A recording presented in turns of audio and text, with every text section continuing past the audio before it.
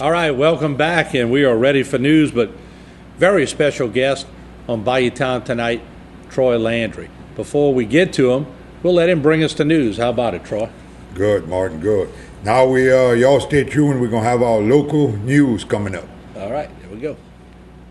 With the 4th of July weekend quickly approaching, state police would like to remind drivers to stay safe on the highways this weekend. Okay, Troop C and state police, along with other local law enforcement agencies, are gearing up for this 4th of July weekend. This weekend is going to be several motorists that's going to be taken to the highways and going to different destinations. Once again, we ask that you do not drink and drive, don't drive impaired. Make sure everyone in the vehicle is properly restrained. Make sure children are properly buckled up. Again, if you witness or see anybody driving aggressively or unsafe on the highways, please contact local law enforcement. Troop C and other area agencies will be participating in another no refusal weekend for DWI offenders. Again, we want to remind everyone this weekend we're also implementing the no refusal. That's going to be throughout the state of Louisiana, along with other parishes throughout the state of Louisiana besides the Troop C area, is going to be participating in a no refusal weekend, which means if you are arrested and you are impaired and you refuse to submit to a breath test, a warrant will be issued, and the judge will look over that warrant. If probable cause is there, everything meets the criteria, then blood will be drawn from the individual. In more police news, Terrebonne Parish deputies arrest a woman for allegedly stabbing her husband with a butcher knife. Deputies say the stabbing occurred after the two got into a fight over an argument on whether her husband had cheated on her while he was in jail. Nixon was charged with aggravated second-degree battery. Her husband was treated for his injuries, which were non-life-threatening. In education news, Terrebonne's top educator gets good marks as the school board gives him a satisfactory rating during his annual evaluation.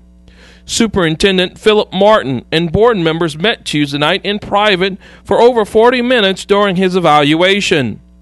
Martin says that he is looking forward to continuing as superintendent in the next school year. In business news, Gulf Island Fabrication announced that it has secured 3 projects totaling over $125 million that will add several hundred jobs at its Houma yard and a yard in Texas. The 3 projects include building a dry dock for the Le Ship project and 2 other deep water projects. As many as 200 jobs will be created in the Houma yard, while 500 jobs will be added in Texas. In traffic news, relief is in sight if you cross the Durlarge overpass. Wednesday, DOTD officials officially reopened the bridge to vehicular traffic just after noon. The Transportation Department had closed the bridge when a locking mechanism failed. The bridge reopening should help ease traffic congestion, especially around the Houma Tunnel. All right, there you have it. We are pleased to have Mr. Troy Landry on our program tonight from Swamp People. And I just got to tell you, when my good buddy Kyle Falk was telling me that he had made a connection and we were going to have him on tonight, as we went eat and they put it on Facebook, could not believe the amount of people that were stopping me this afternoon and saying, is it true? Is he going to be on tonight? Well, I'm here to tell you it is true. Mr. Troy Landry on the set. We appreciate you driving in the bad weather to get here and talk to the people, and welcome to Bayou Town. Thank you, Martin. And I'd like to, before we get started, I'd like to just say hello to Mr. Eugene and Lorene Folse. I hope Mr. Eugene does better, gets well soon. I heard he was a little bit under the weather. Yeah, he's a little bit under the weather, and you just made his night, too, and my mom, too, so I certainly appreciate that. Let's start off before we get to the phone lines, and everybody's going to want to talk to you. Did you ever think that when you started this show, and really going into the second season, that you would become a cult name and the show would be a phenomenon? Did you ever think that, Troy? I guess not, man. Never. I'd have never dreamed that in a million years that it would have got as popular as it is, you know.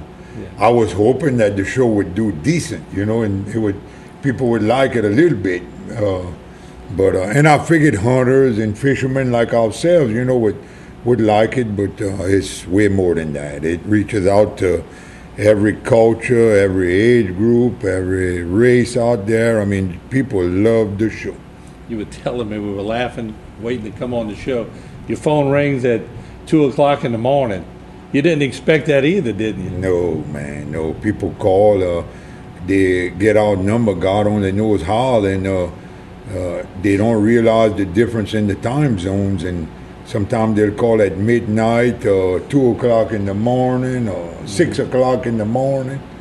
They just don't realize. All right. By trade, you're a crawfisherman.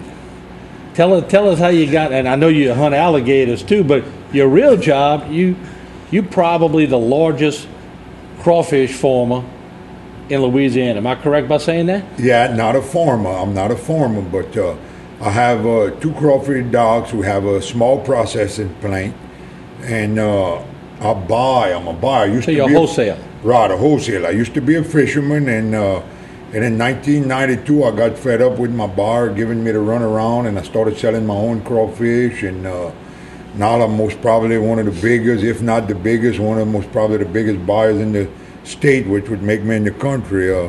We average most probably about 6 or 7 million pounds of crawfish a year. Mm-hmm. We start buying them in November and buy them usually till Labor Day weekend, till it's time to start fishing alligators.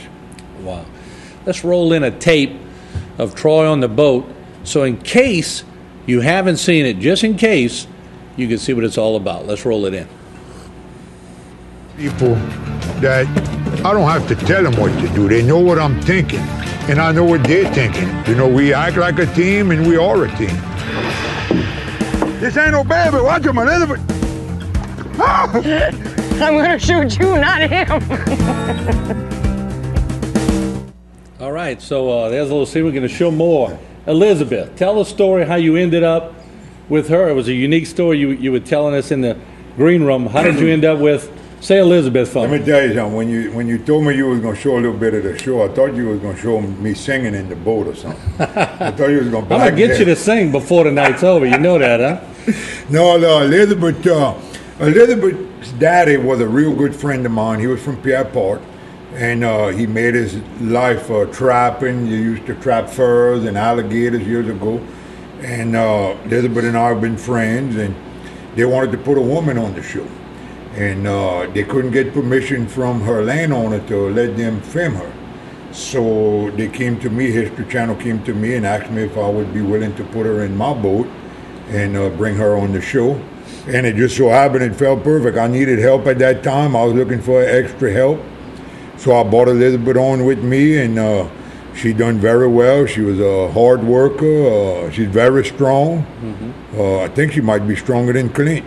But she done very well, and it didn't surprise me that she done well. I wasn't surprised because she been doing it, as long as I've been doing it. Right. Now she has roots. Don Rich is her, half brother? Don Rich and Elizabeth is half brother and half sister. That's right, same mama. Yeah, so a lot of people know Don Rich. That's right. Sort of tied in a little bit. That's right. That's Don Rich's half sister. People didn't, a lot of people most probably didn't know that. Mm-hmm. How much demand is on you to go out? Those of us that are in the industry know you don't just come on with the video. You got to go get it.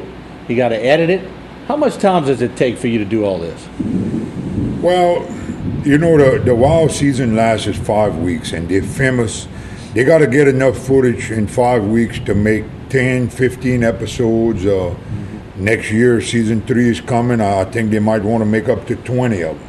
Yeah. And it's hard. They're famous from the time we leave our house at daylight. Before daylight, they start filming us till after dark to make sure they get every inch of footage they can. Right. Well, how do you think people relate so well with you? Is it that blue-collar mentality, that down-to-earthness? Well, why do you think it is, in your own words? Martin, I really don't know. I can't pick who the fans like or the most or who's their favorite. But I can tell the people really like Jacob and I, my boys and I. And I think it's because maybe we have more fun with it. We're going to catch our alligators. I got to catch more alligators than anybody else on that show. Mm-hmm. we got to work. That means we got to work harder, my boys and I, than anybody else. But I promise you, we even have more fun than anybody else on that show. But no's not in your repertoire. You said it just a while ago. You're gonna catch the alligators. You know where to go to get them, don't you? Oh yeah. You get a feel for it, just like anything else that you do. You got a feel for the situation you're fixing to put yourself into, and you know where to look for the big ones. You know where not to look, and it's just something we've been doing for a long time, and you get a feel for it like anything else. All right, we're going to take a break. When we come back, you ready to go to the public for a little while? Yeah. This ought to be fun, huh? Ought to be a good time. You going to sing going to the break or what? Oh, yeah. Yes, indeed. And I promised my brother I wouldn't say it. I want to win a steak, so you go ahead and say it. What's the famous line? What you want me to say, Mark? You're trying to make me say it, so I'll lose the steak, huh? Spell it if you don't want me to say it. Spell it for me. Starts with a C. Shoot him. There you go. So I'm going to win my steak before the night is Damn, over. I want a steak too out the deal. We'll be right back. Don't go away.